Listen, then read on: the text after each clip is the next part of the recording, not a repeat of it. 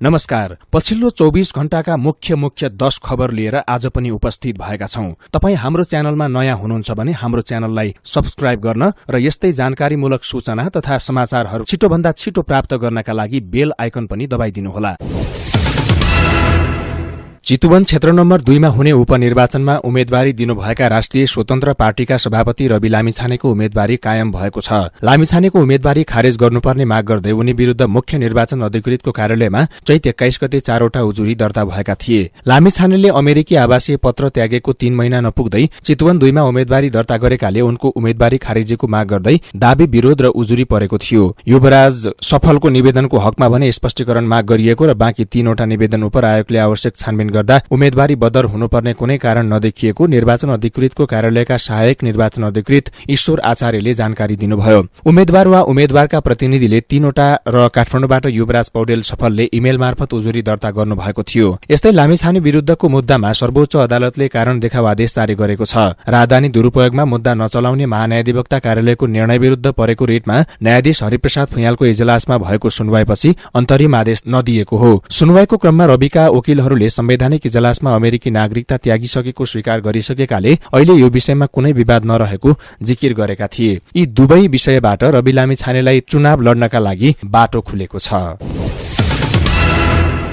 निर्वाचन आयोगले आगामी वैशाख 10 गते आइतबार हुने प्रतिनिधि सभा सदस्यको उपनिर्वाचनका लागि उम्मेद्वारले खर्च गर्न पाउने अधिकतम सीमा निर्धारण गरेको छ। आयोगको बैठकले उपनिर्वाचनका लागि गत असोज 31 को नेपाल राजपत्रमा तोकिए बमोजिम नै हुने गरी चितवन जिल्ला निर्वाचन क्षेत्र नम्बर 2 तथा बारा निर्वाचन क्षेत्र नम्बर 2 का लागि 29 लाख रुपैयाँ र तनहुँ निर्वाचन क्षेत्र नम्बर 1 का लागि 31 लाख रुपैयाँ खर्च गर्न पाउने गरी सीमा निर्धारण गरेको आयोगका प्रवक्ता शालिग्राम शर्मा पौडेलले जानकारी दिनुभयो। आयोगले तोकेको खर्चको हदभित्र रही निर्वाचनमा खर्च गर्न र प्रतिनिधि सभा सदस्य निर्वाचन ऐन 2074 को दफा 72 को उपदफा 4 बमोजिम निर्वाचन खर्चको विवरण उम्मेद्वार वा उम्मेद्वारका प्रतिनिधि मार्फत निर्वाचन परिणाम घोषणा भएको मितिले 35 दिनभित्र सम्बन्धित जिल्ला निर्वाचन कार्यालयमा पेश गर्न समेत अनुरोध गरेको छ।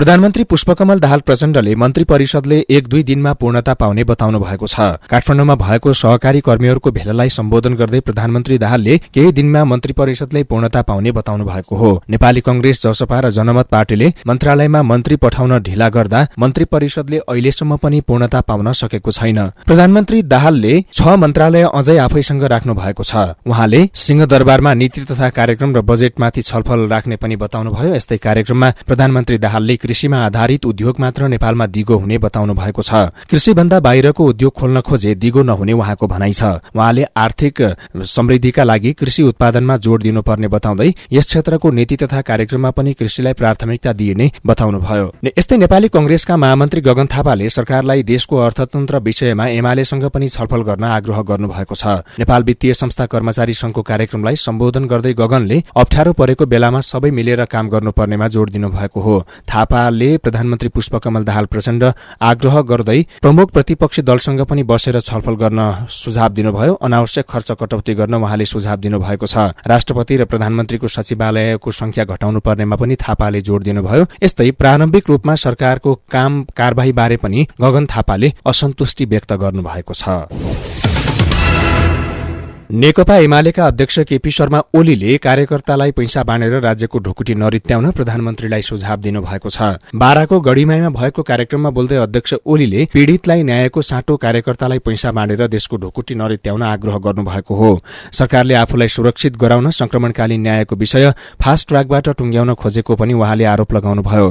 16 वर्षसम्म टुंगो नलागेको विषय 18 दिनमा टुंगो लगाएर आफूलाई सुरक्षित गर्दै पीड़ितलाई दुःख दिने अभियानमा सरकार लागेको पनि उहाँले टिप्पणी गर्नुभयो। यस्तै सत्ता साझेदार नेकपा एकीकृत समाजवादीका अध्यक्ष एवं पूर्व प्रधानमन्त्री माधव कुमार नेपालले सत्ता गठबन्धन 5 वर्षसम्म कायम रहने दावी गर्नुभएको छ। वर्तमान सरकार र सत्तारूढ गठबन्धन कहिलेसम्म रहन्छ भन्ने आशंका कसैले गर्ने गरेको उल्लेख गर्दै उहाँले सो कुरा बताउनु भएको हो। पार्टीको केन्द्रीय प्रचार विभागले काठमाडौँमा आयोजना गरेको सम्पादकसँग भेटघाट तथा अन्तर्क्रिया कार्यक्रममा अध्यक्ष नेपालले सत्तारूढ गठबन्धन 5 वर्षसम्म कायम रहनेमा ढुक्क हुन आग्रह गर्नुभएको हो।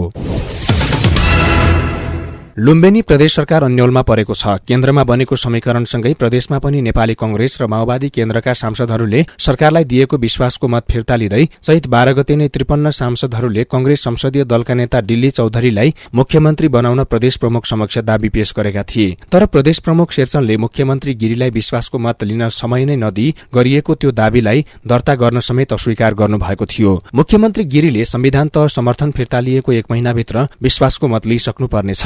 यद्यपि लामो समयपछि सोमबार र मंगलबार बसेको प्रदेशसभाको बैठकमा नै मुख्यमन्त्री गिरी अनुपस्थित भएपछि प्रतिपक्षी दलहरूले नैतिकताको आधारमा राजीनामा दिन दबाव बढ़ाएका हुन्। प्रदेशको बजेट ल्याउनुपर्ने भएकाले छिटोभन्दा छिटो सरकारबाट बाहिरिन उनीहरूको दबाव छ। प्रदेशसभाको बैठक भने वैशाख 9 गतेसम्मका लागि स्थगित भइसकेको छ। 87 सदस्यीय प्रदेशसभामा बहुमतका लागि 44 सीट आवश्यक पर्छ। कंग्रेसका डिल्ली चौधरीलाई मुख्यमन्त्री बनाउन हस्ताक्षर गर्ने सांसदहरूको संख्या 53 छ। संविधानको धारा 168(2) अनुसार नियुक्त हुनुभएका मुख्यमन्त्री गिरीले विश्वासको मत नपाए पनि ठूलो दलको हैसियतमा उपधारा 3 अनुसार सरकार बनाउने रणनीतिमा रहेको समेत बुझिएको छ। प्रदेशसभामा सबैभन्दा ठूलो दल रहेको नेकपा एमालेको 29, कंग्रेसको 27 तथा तेस्रो ठूलो दल माओवादीका 10 सांसद रहेका छन्।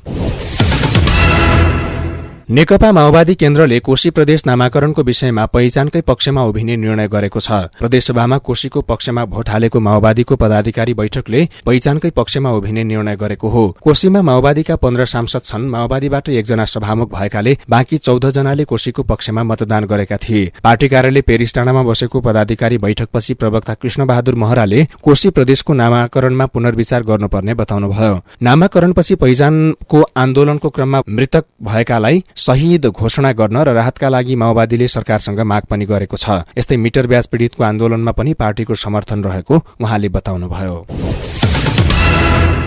क्रिकेटर सन्दीप लामिछाने विरूद्धको बालिका बलात्कार मुद्दाको सुनुवाई बुधबार पनि स्थगित भएको छ। न्यायाधीश केशव प्रसाद घिमिरेको इजलासमा तोकिएको मुद्दा पेशीमा पछाडिको क्रममा रहेकाले सुनुवाईका लागि पालो नआएको हो। कार्यालय समयको अन्तिम समयमा मुद्दा केही बेर मात्रै हेर्न सकिने अवस्थामा रहेको थियो। क्रिकेटर लामिछानेका कानून व्यवसायीले केही बेर सुनवाई गरेर हेर्दैमा राखेर निरन्तरता दिन आग्रह गरेका थिए। तर सरकारी वकिलले सुनवाई हुन नसक्ने भएपछि फेरि मुद्दाको पेशी तोकिनुपर्ने भनी इजलासको ध्यानाकर्षण भएको बताएका थिए। यो मुद्दा अब कहिले सुनवाई हुन्छ भन्ने बारेमा मिति भने तोकिएको छैन।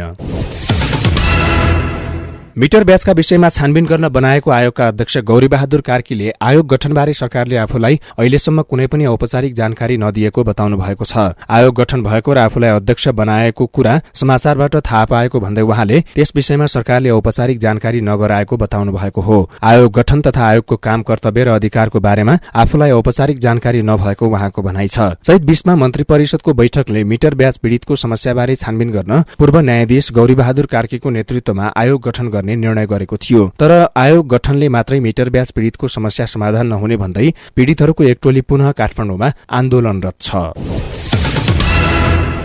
तनहु 1 को प्रतिनिधि सभा सदस्यका लागि नेकपा एमालेका उम्मेद्वार सर्वेन्द्र खनालले आफ्नो उम्मेद्वारीमा विकास र सेवा बाहेक अरू स्वार्थ नभएको बताउनु भएको छ।